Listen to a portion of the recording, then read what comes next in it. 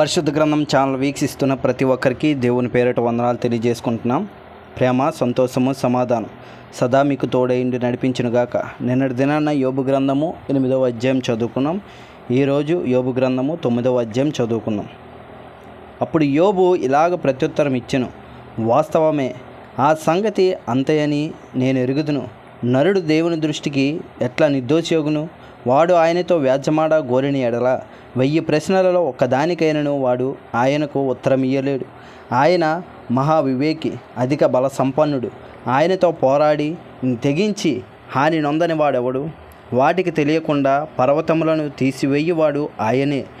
ఉగ్రత కలిగి వాటిని బోర్ల దొయ్యువాడు ఆయనే.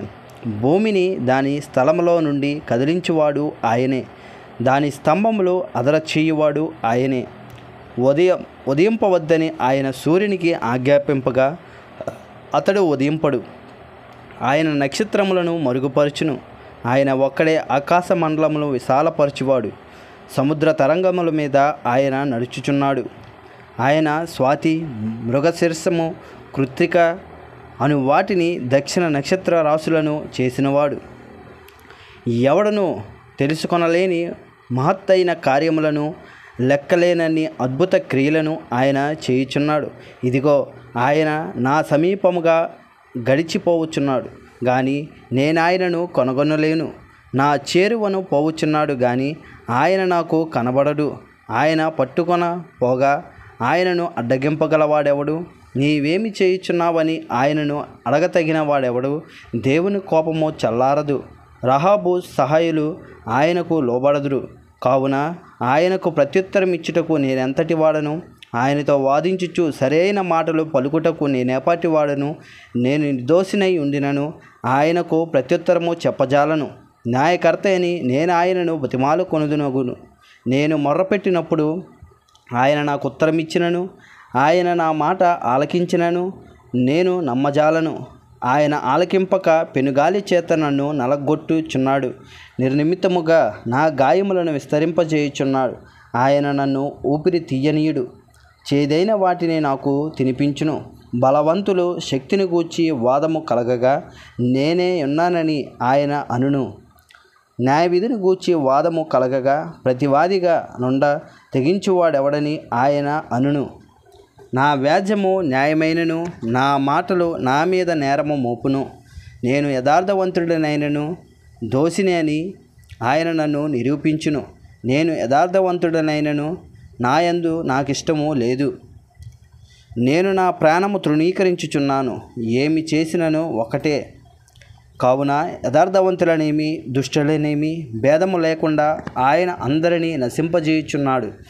నేను వాదించుచున్నాను. సమూల ధ్వంసము అకస్మాత్తుగా కలిగి నాశనము చేయగా నిర్దోషుల ఆపదను చూచి ఆయన హాస్యము చేయును.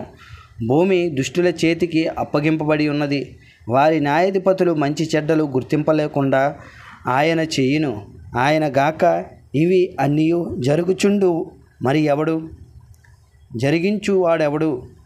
పరుగు మీద పోవువాని కంటే నా దినములు త్వరగా గతించుచున్నవి. క్షేమము లేకయే అవి గతించిపోవచ్చున్నవి. రెల్లు పడవలు దాటిపోవునట్లు అవి జరిగిపోవును. ఎర్ర మీదకి విసురున దిగు పక్షిరాజు వలె అవి త్వరపడిపోవును. నా శ్రమను మర్చిపోయేదననియు దుఃఖముఖుడనై ఉండుట మాని సంతోషంగా నుండేదననియు నేను అనుకొంటినా నా సమస్త బాధలకు భయపడి వణుకుచున్నాను. నీవు నన్ను నిర్దోషిగా ఎంచవను సంగతి నేను నిశ్చయముగా ఎరిగి ఉన్నాను. నన్ను దోషినిగా ఎంచవలసిన వచ్చెను కదా. కాబట్టి నాకు ఈ వ్యర్థ ప్రయాసమేలా? నేను హిమముతో నన్ను కడుక్కొనినను, సబ్బుతో నా చేతులు కడుక్కొనినను నీవు నన్ను గోతిలో ముంచెదవు. అప్పుడు నేను నా స్వతంత్ర వస్త్రములకే అసహ్యుడు నగుదును. ఆయన నా వలె నరుడు కాడు. నేను ఆయనతో వ్యాజ్యమాడజాలను. మేము కలిసి న్యాయ విమర్శకు పోలేము. మా ఇద్దరి మీద చెయ్యి ఉంచదగిన మధ్యవర్తి మాకు లేడు. ఆయన తన దండమును నా మీద నుండి తీసివేయవలెను. నేను భ్రమసిపోకుండా ఆయన తన భయంకర మహత్యమును నాకు కనపరచుకొండవలెను. అప్పుడు ఆయనకు భయపడక నేను మాట్లాడేదను. ఏలయనగా నేను అట్టివాడను కాననుకొనుచున్నాను. ఇంతటితో యోబు గ్రంథము 9వ అధ్యాయం పూర్తయింది. రేపటి దినాన యోబు గ్రంథము 10వ అధ్యాయం చదువుకుందాం. ప్రేమ, సంతోషము, సమాధానం సదా మీకు తోడేంటి నడిపించునుగాక.